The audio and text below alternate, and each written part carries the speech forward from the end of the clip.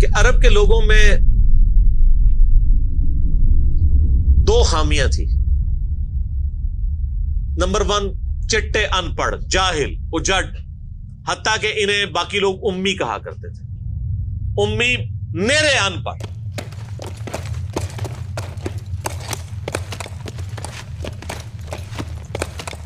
دوسری خامی تھی کہ یہ لوگ آپس میں لڑتے رہتے تھے، خاندانوں کے خاندان ختم ہو جاتے تھے. پانی پینے پلانے کے اوپر جھگڑا ہوا ہے تو 10 سال لڑائی ہو رہی ہے.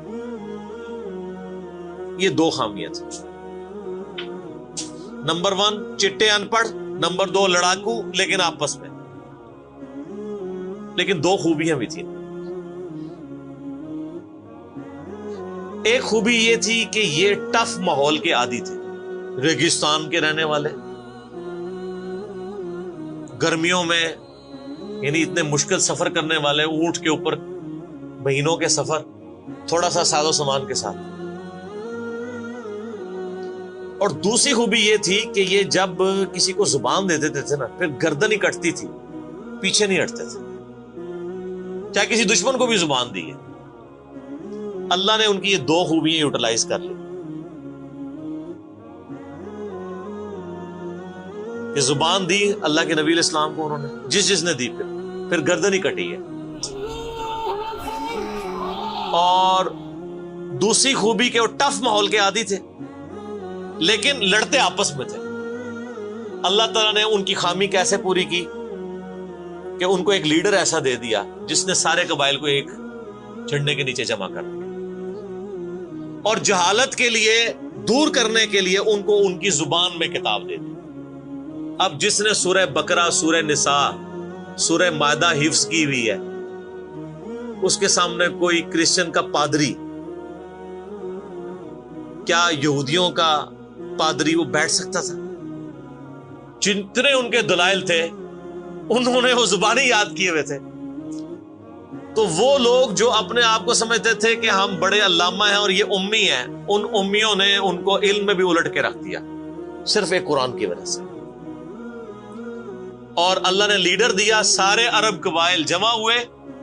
وہ عربی جو آپس میں لڑتے تھے انہوں نے کبھی یہ سوچا بھی نہیں تھا کہ اگر ہم ایک جھنڈے کے نیچے جمع ہو جائیں تو ہم دنیا کی سپر پاورز کو الٹ سکتے ہیں، رومن اور پرشین امپائر کو. اور دیکھیں سر پھر کیسے الٹا ہے انہوں نے. ود ان 17 ایئرز ہر چیز اڑا کے رکھ دی ہے. صدیوں کی سلطنتیں، لاکھوں کی ریزروڈ آرمیز رومن اور پرشینز کی پوری دنیا پہ حکومتیں کر رہی ہیں، جدید اسلحہ ہے. اور ادھر یہ بدو ہیں جن کے پاس اونٹ ہیں، گھوڑے ہیں، تلواریں ہیں. نہ منجنیق انہوں نے کبھی دیکھی، نہ ان کے پاس اس طرح کے ہاتھی بڑے بڑے جو پرشینز کے پاس تھے. بس چل پڑے، کلمہ پڑے اور نکل کھڑے ہوئے. پھر دنیا نے دیکھا کہ ہر چیز کو الٹ کے رکھ دیا، انہی کے اسلحے ان سے چھین کے انہی کو الٹ دیا. وہ ساری کی ساری بجلی کس نے بھری تھی ان کے اندر؟ اس کتاب میں.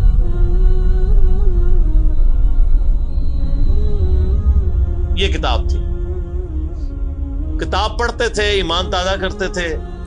جہاد کا کیوں ذکر ہے اتنا قرآن کے اندر؟ کیونکہ اللہ نے ایک ایسی امت اٹھانی تھی جس نے تلوار کے زور پہ اکھاڑنا تھا رومن اور پرشین. ہم مانتے ہیں کہ اسلام تلوار کے زور پہ پھیلا ہے، لیکن یہ تصویر کا ایک رخ ہے. تصویر کا دوسرا رخ یہ ہے کہ جو بدماش صدیوں سے دنیا پہ حکمران تھے اور لوگوں کی رعایا کا استحصال کر رہے تھے، اپنی رعایا کا، ان پہ انہوں نے اتنے ٹیکسز لگائے ہوئے تھے. ان کو اکھاڑنے کے لیے کیا میٹھی میٹھی باتیں چاہیے تھی؟ طارق جمیل صاحب کے لیکچرز نے رومن اور پرشین امپائر اکھاڑنی تھی. یہ تو ان لوگوں کے لیے جو مسلمان ہو چکے ہیں. بدماش کب اپنی پوسٹ چھوڑتے ہیں؟ ان کو پھر اسلحے کے زور پہ ہی اکھاڑنا تھا. اور پھر اللہ نے صحابہ کرام کی تلواریں مسلط کی ان کے اوپر. جب اکھاڑ دی، فریڈم آف ایکسپریشن مل گیا، پھر معاملات سیدھے ہو گئے. اس زمانے میں بادشاہ کا دین رعایا کا دین ہوتا تھا. اگر کوئی رعایا کہے نا کہ میں بادشاہ کے دین سے الگ ہوتا ہوں، قتل ہو جاتا تھا. آپ پتہ عیسائیت کیسے پھیلی ہے؟ یہ تو سارے بت پرست تھے. کانسٹنٹائن 2 جس کے نام پہ قسطنطنیہ شہر تھا جو بعد میں مسلمانوں نے فتح کیا، سلطان محمد فاتح نے، ٹرکی والوں نے اس پہ ایک فلم بھی بنائی ہے، اردو ڈبنگ کے ساتھ ہے، ایک ہی نشست میں آپ دیکھ سکتے ہیں 2.5-3 گھنٹے کی. جو فلمیں دیکھتے ہیں ان کے لیے، مولویوں کے لیے نہیں. تو اس نے وہ قسطنطنیہ فتح کیا، پھر اس کا نام استنبول رکھ دیا. وہ کانسٹنٹائن 2 جو تھا وہ کرسچن ہو گیا تھا. چونکہ وہ کرسچن ہوا تو پوری رعایا 3 بر اعظموں میں پھیلی ہوئی وہ کرسچن ہو گئی. ایسے کرسچینٹی پھیلی ہے. تو رعایا کو وہی دین رکھنا ہوتا تھا جو حکمران کا ہے. پہلے حکمران بت پرست تھا، عیسائیوں پہ ظلم ہوتے تھے.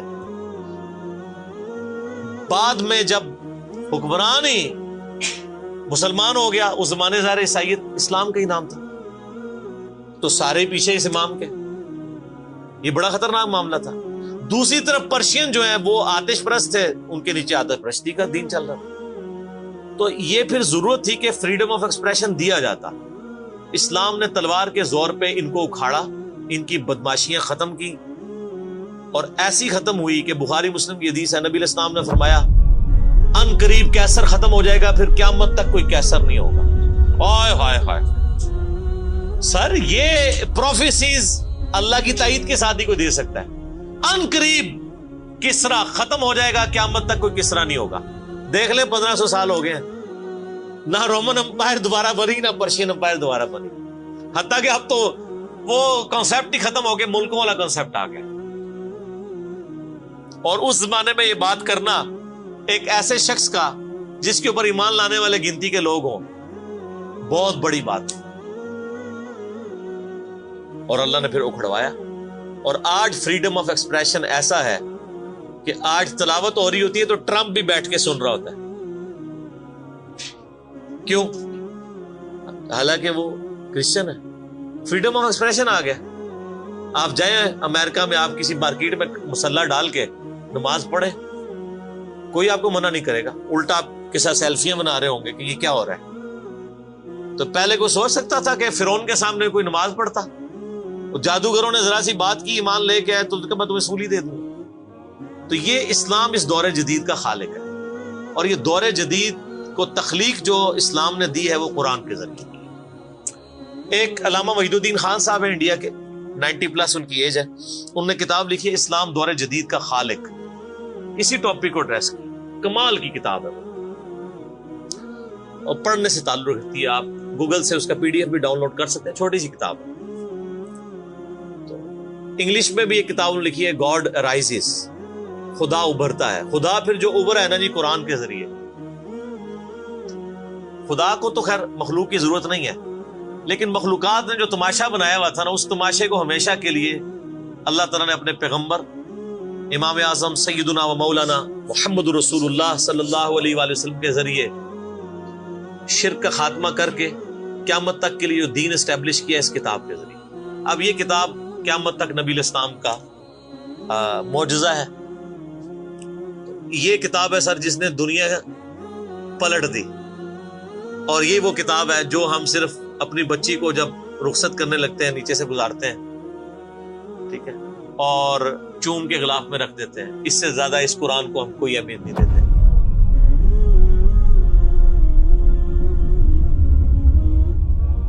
حالانکہ یہ قرآن اس لیے نازل ہی نہیں ہوا، یہ تو ہماری کتاب زندگی ہے.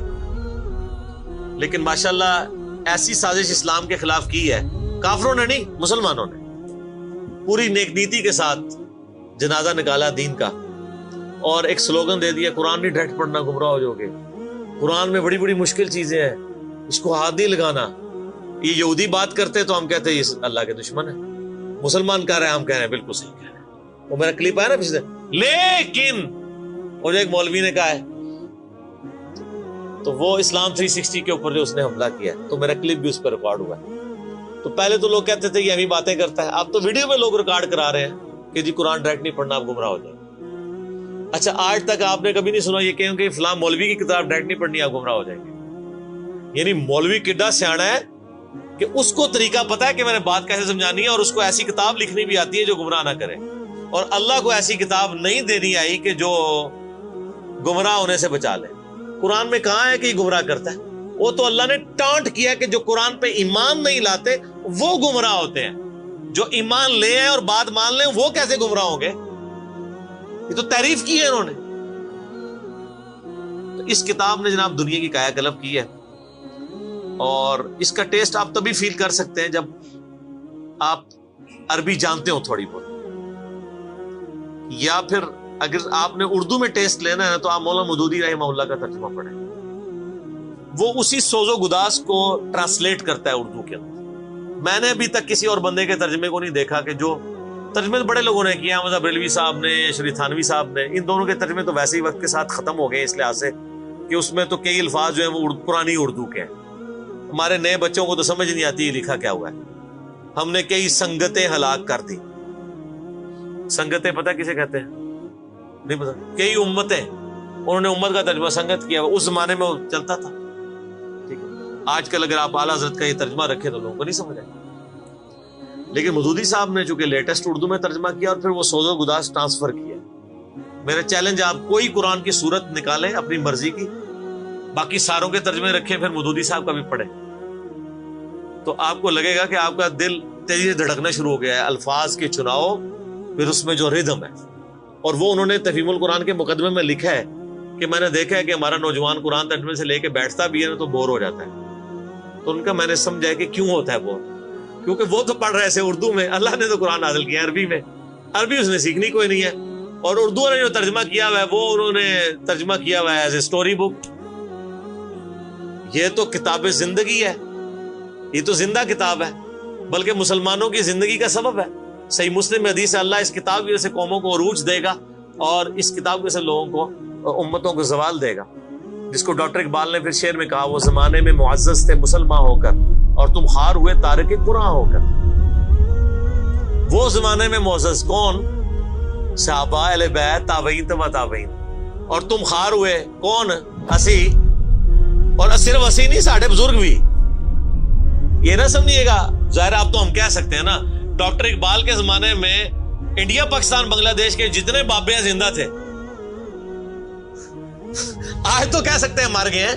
ڈاکٹر اقبال جب یہ شعر کہہ رہا تھا تم خار ہوئے تارک قرآن ہو کر، تو وہ خار احمد بریلوی صاحب، اشرف تھانوی صاحب، یہ سارے لوگ زندہ تھے اس وقت، تو انہی کو ہی کہہ رہے تھے نا۔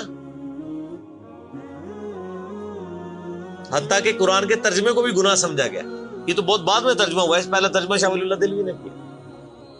پہلے تو لوگ کہتے ہیں قرآن کا ترجمہ کرنے کی ضرورت نہیں ہے، اور یہاں لوگ کہتے ہیں بزرگوں کی بڑی خدمات ہے۔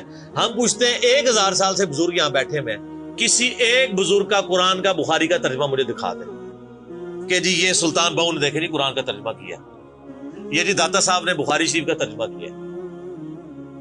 کیا انڈیا، پاکستان، بنگلہ دیش کے لوگوں کی زبان عربی تھی؟ فارسی تھی نا، تو کسی بزرگ کو توفیق نہیں ہوئی ہے کہ قرآن کا فارسی میں ترجمہ کر دے۔ اتنا بڑا چھکا میں نے مارا ہے کہ قیامت تک یہ روئیں گے۔ آندہ کو کہنا بزرگوں کی خدمات ہیں، ہمارے پرائم منسٹر صاحب بھی کہتے ہیں نا جی وہ فرید الدین گنج شکر کی بڑی تعلیم۔ فرید الدین گنج شکر صاحب نے کون سا قرآن کا ترجمہ کیا؟ اگر کسی نے قرآن کا ترجمہ ہی نہیں کیا، بخاری مسلم کا ترجمہ ہی نہیں کیا، وہ کیا خدمات کرتا رہے؟ وہ اپنی تعلیمات دیتے رہے۔ صحیح غلط اس کا فیصلہ ہم نہیں کرتے، وہ تو پھر میں اور طرف چل پڑوں گا۔ صرف جو خدمات والا ڈھونگ رچایا ہوا ہے نا، وہ میں آپ کو بتا رہا ہوں۔ جتنوں کے مزار بنائے ہوئے ہیں آپ نے، کسی ایک کا ترجمہ دکھا دے قرآن کا، تو یہ پھر انہوں نے جان بوجھ کے سیاست کی اسلام کے نام کے اوپر، اپنی باتیں کرواتے رہے۔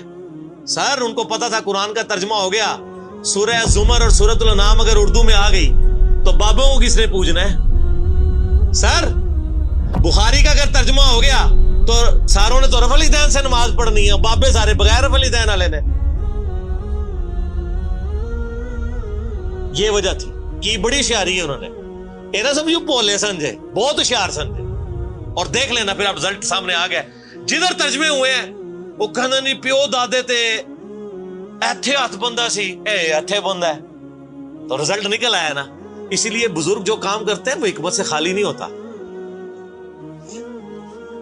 ہاں انہوں نے بڑی ہوشیاری دکھائی ہے آپ کے ساتھ، لیکن اللہ کا وعدہ ہے هو الذی ارسل رسولہ بالہدی ودین الحق لیظہرہ علی الدین کلہ۔ قرب قیامت سے پہلے دین کو غلبہ ملنا ہے، غلبہ بابوں کے ذریعے نہیں ملنا تھا، اسی کتاب سے، جس کتاب نے پہلے غلبہ دلایا۔ اب آج دیکھیں بچہ اینڈرائیڈ فون کھولے ہوئے ہے، کوئی آیت آتی ہے ترجمہ پڑھ لیتا ہے۔ تو سر یہ خدمت تو پھر انہوں نے کی ہے نا اسلام کی۔ اچھا یہ اینڈرائڈ فون کس رحمت اللہ علیہ نے بنایا تھا؟ وہ کہتے ہیں بزرگ تے دنیا ہی کلب کر دے نگاہ مار کے. وہ بزرگوں نو لے آؤ تے ٹھیپا موبائل نیچے چلا سکتے. آپ مجھے بتائیں میں کسی بزرگ کو قبر سے نکالوں اور اس کو یہ موبائل چلا لے گا؟ آپ کا بچہ چلا لیتا ہے. اور کسی کا اگر اتنا ایمان ہے نا بزرگوں کے اوپر, تو آج والے بزرگوں پہ بھی ہے. تو میں نے ان کو بڑی دفعہ مشورہ دیا ہے کہ بزرگ جو جناب دنیا چلا رہے ہیں, تو میں ان کو کہتا ہوں آپ کو بزرگوں کے ساتھ جہاز پہ بٹھاتے ہیں. جب 10 کلومیٹر ہائٹ پہ پہنچ جاتا ہے یہ بوئنگ جہاز, جب پہنچے تو ہم پائلٹ کو کہے تو تے پائی بسم اللہ پڑھ کے تے پیراشوٹ نال کود جا. ہوں بزرگ چلان تے جہاز لینڈ کران, وہ کتنے لینڈ ہوئے گا جہاز؟ بزرگاں دے مرید بھی اس جہاز ہی نیچے بیٹھ لگے. جہاں تمہیں کہتے ہیں بزرگ دنیا چلا رہے ہیں ان کو بھی پتا ہے جہاز کو نہیں لینڈ ہونا. اور جو جہاز نہیں لینڈ کرا سکتا, میں کہتا ہوں کسی بزرگ کو آپ لا کے جہاز کے کاکپٹ میں بھی بٹھا دینا, وہ نہیں لینڈ کرا سکتا. ہاں لینڈ کرائے گا اگلے جہاں جا کے, وہ بھی وہ نہیں کرائے گا, خود ہی ہوئے گا. سب کہانی ہے, کہانیوں کا دور ختم ہو چکا ہے, کیونکہ اب ایک نعرہ عام ہے. کون سا؟ کہ نہ میں وابی نہ میں بابی, میں ہوں مسلم علمی کتابی.